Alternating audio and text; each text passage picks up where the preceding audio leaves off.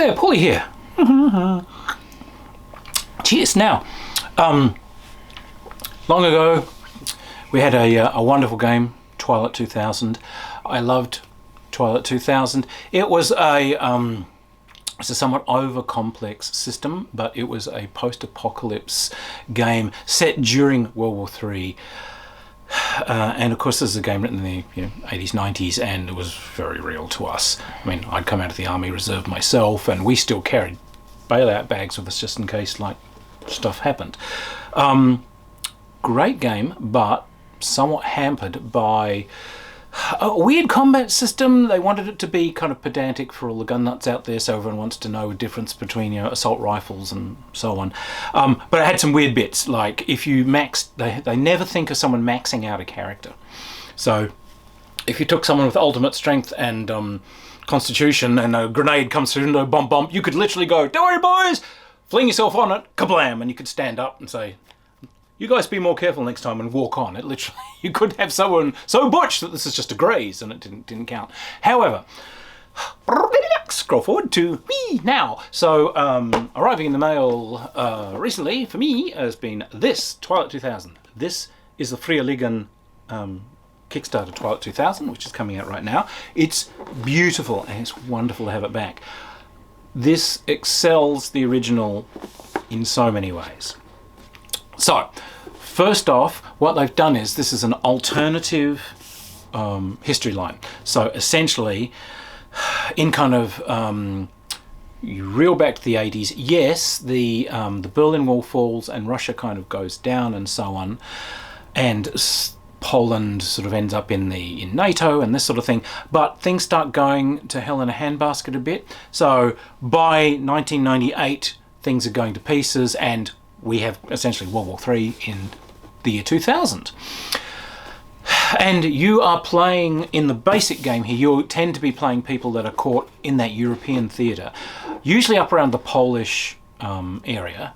And you're either serving the military, or you are you might be intelligence personnel, or you might be civilians that are caught up there when the balloon goes up, and you are all caught there in this world where tactical nukes and strategic nukes have been used. So this is a game of survival. It's a very military game, but it's a post-apocalypse game where the wounds are still fresh. There's still fallout, there's still radioactive areas, there's still people actively scrounging and shooting and killing and kung fu fighting.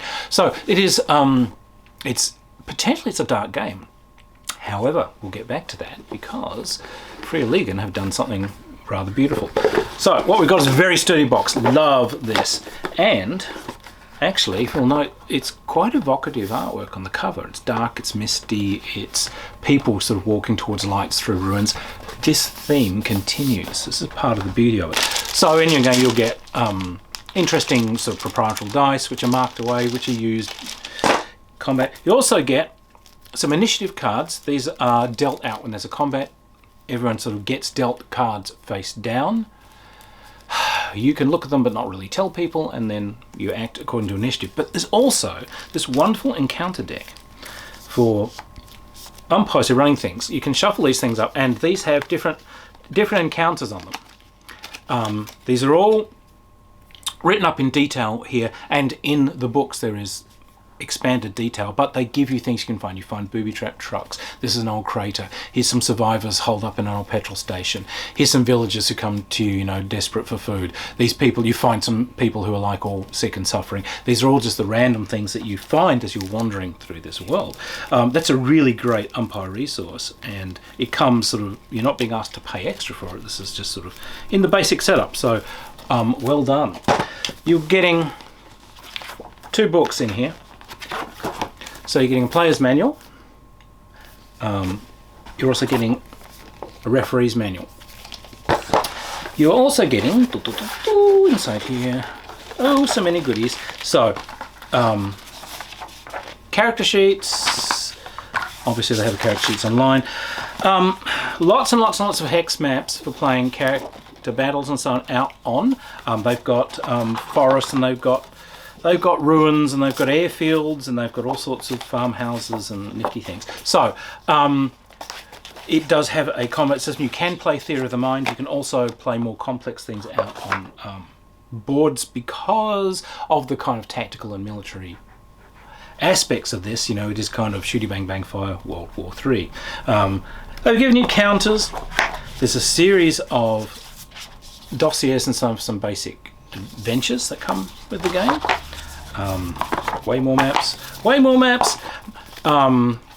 Campaign maps of the Polish area and the Baltic and so on that they're setting the basic game in. As a historian of the 17th century, I find this kind of interesting because this is all old territory to me, and obviously to the Swedes as well. Now, I love Free Ligan, by the way, because Sweden manages to get itself into their games, which is great. They're Swedish, obviously it's great, and the rest of the world goes, huh, Sweden. Oh yeah. So, Player's Manual obviously has got the all the character creation stuff. Now what they've done is this doesn't run off the usual Free Ligan system. You are picking characteristics and you're giving them a letter rating, A, B, C, D. A is the highest and so on. So it's not like niggly pedantic about hundreds of different levels of strength and agility and so on. It's A, B, C, D. Are you Olympic level brilliant? Are you sort of way cool butch? Are you kind of human average? Or are you like nowhere up there? And you obviously have some body characteristics and so on that you figure out from that. And you pick your backgrounds, what nation you're from. You can either take character archetypes for quick play, or they've got a way of doing very kind of traveller-like career pathways, where you've come from, what your career has been, and you get skills and attribute changes according to the different career terms that you serve, and at the end of a term you roll to see if that's been your last one before the game begins. So you can you could create characters that are stuck out there as reporters. You could be someone that's lived a kind of a life and then has joined the army, or has then been drafted, or someone that's joined in the army and then the CIA's decided to take them off to the farm and turn him to be an operative, or whatever. Wonderful sort of stuff. They've got, of course, because this sprung from the military kind of, hey, we're going to have a lot of military nuts playing this, they've managed to do some wonderful stuff for the weapons. So you've got every possible differentiated type of weapons. I love the fact beer bottle is a weapon. It's in there as its own thing. That won me over. But improvised weapons, because people are out there in the ruins making all kinds of pipe guns and pipe shotguns and bows. And then, of course, you've got weapons of the US military, and you've got from 2000. So it's like some stuff that people might be used to today isn't there. You've got Soviet weapons as they stood in 2000. And this includes rocket launchers and grenade launchers and all this sort of stuff. This is all part of it. Normally heavy weapons don't come into games, but this is military. You've got real stuff to blow up out here. Polish and Swedish stuff, which, most people aren't too up on, because the Swedes are there. Because, of course, the Russians have invaded the Baltic and they're operating in the area. And some other sort of general military weapons you run into, French assault rifles. I'm very pleased to see my old friend, the FNFAL, or as we called it in Australia, the L1A1, an old friend, and still kicks everything else's ass. 5.56, why would you bother? And tanks and vehicles. Now, because the balloon has gone up and so on, there's no fuel supply. So what you're often doing in this game is making wood alcohol to run your trucks. Woo! Because things run better with alcohol. Whee! So you're often dragging some huge trailer around cutting wood and brewing it. Yes, there are tanks lying around. There's probably lots of them. They're probably all radioactive or been booby-trapped. But the thing is, getting instead of 30 miles a gallon, they're getting 30 gallons a mile. You might not want to drive that round the apocalypse. But vehicles are useful. Vehicles protect you against background radiation, fallout, and so on. Resource management is the heart of this game. They've got very, very nice, simple combat rules for a start and so on, and armor. So a huge boon compared to the old Twilight 2000, which is very difficult to work out. This clear, crisp, simple, great game design. But the resource management at the heart of this game is going to be finding food, trading with people. obviously shepherding rare resources like antibiotics and medicines and so on. The environment itself, of course, is deadly. Everyone starts off with some background rads. You've all taken some, and you've got to watch where you go and what you do. If you pick up too much radiation, you get radiation sickness, and bad things happen. It was always an intriguing game because you're wondering what the players were going to choose to do. These guys have solved that a little bit. As you design your character, you basically come up with a little bit of backstory for yourself, but you make some decisions about your character that the umpire knows. And they'll be like, who in this group of characters, how did you meet? One of these people is going to be your particular buddy. And if you do things that help out and assist your buddy, you get some extra experience and so on for it. What is your moral code? If you do things that go against your moral code, it's devastating. What are your short-term dreams and what are your long-term dreams? And these can be used to essentially create an aim and purpose for this party. It could just be we want to survive, but some people in there might have ambitions. It's like, well, I could set myself up as a warlord now everything's gone to pieces, or someone, I just want to get home to the United States, or I want to try and make a more idyllic world out of this hell that has been created. So someone might say the military and everything's behind this. I want to set up a state and we're going to smash authoritarianism for all eternity.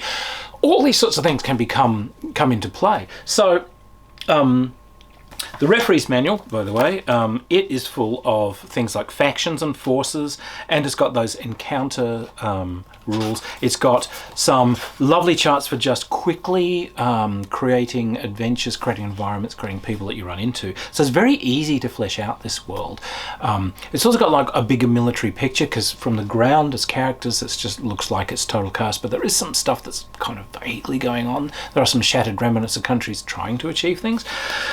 But now the problem with post-apocalypse games has always been that what you want in particularly a fantasy kind of setting is to convince people that this is a place that they'd like to be. And in fantasy games that's often easy enough to do. You can paint this lyrical and beautiful world and people want to buy into it. Post-apocalypse, and particularly kind of a World War III thing like this, there is that kind of, woo, Wolverines, yeah, I want to go out there and kick ass. Some people might get off on that fantasy, but it's very hard to keep that up as something that's kind of attractive, that makes people buy in. What Freya Ligon have done is very clever. They have used the artwork to push an evocative world that you want to be a part in. It's all full of the most beautiful, almost mysterious world, the misty landscapes of ruined ships and crashed aircraft, intriguing ruins, beautiful sort of post-apocalypse vistas, always with these characters often dwarfed or moving into these mysterious areas because they don't know what's going on. So it kind of invites you into the artwork. You know, what are these people doing? I want to be a part of it. That has been a work of genius. This sort of thing makes you want to explore, makes you want to look. What is there to salvage? What's in that ship? Who are these guys? Where are they going? That is a thing that I think makes this exceptional, because when you read through the book and you look at some of this leading artwork, that's what starts giving you ideas, and you start jotting down things that you could do to run this game for your friends.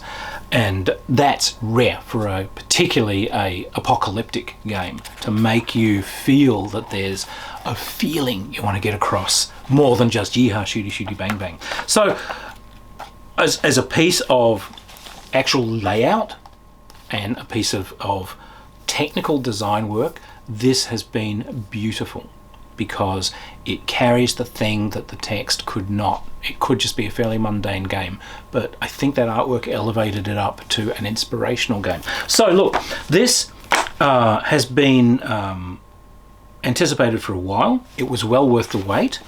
They've done a wonderful job. They didn't just cookie cut out the usual kind of Free League game system. They actually tailored something to it. It does have its roots in the second edition Twilight, but they've made it their own. It's got wonderful little things like this encounter cards that make it so much easier for an umpire to run a game. It's very easy to make characters, and they've got some lovely advice for running the world, so this is a world of death, so don't worry about characters sort of dying, but we do want you to hold on. We want it to be grim. It's not just about combat. It's got every single thing that shoots, bangs, explodes, burns, drives, flies. It's all in there for all your equipment fanatics. If you want to fuss over the fact that I don't want the M1911 I want the Glock. All right, take a Glock. It's there. It is. It's all in there, and they are all minorly different. For those who really care, like an assault rifle bullet is an assault rifle bullet, but if you want the French one, then God bless you. This is well worth getting hold of. If you used to play Twilight 2000, I think you'll find this has rejuvenated it. It's made it a whole new, utterly playable game. If you've never played Twilight 2000, this is an excellent World War III survival game. It's got that kind of scrabbling for resources, desperate for survival, can we make it, are we going to die here sort of thing, but it's also got this beautiful world to walk into, this evocative place of ruins, and it sort of awakens the kind of scavenger in you, what can I make with this and this and this. So a great buy. Absolute value for money in that box. I'm sincerely hoping they're going to bring out more material, because they've covered this Polish area, but I think there's plenty of space, obviously, for them to do, French and German military equipment and so on, other areas to adventure in, obviously. I'd like to see more British military equipment and so forth, and obviously the rest of the world is out there.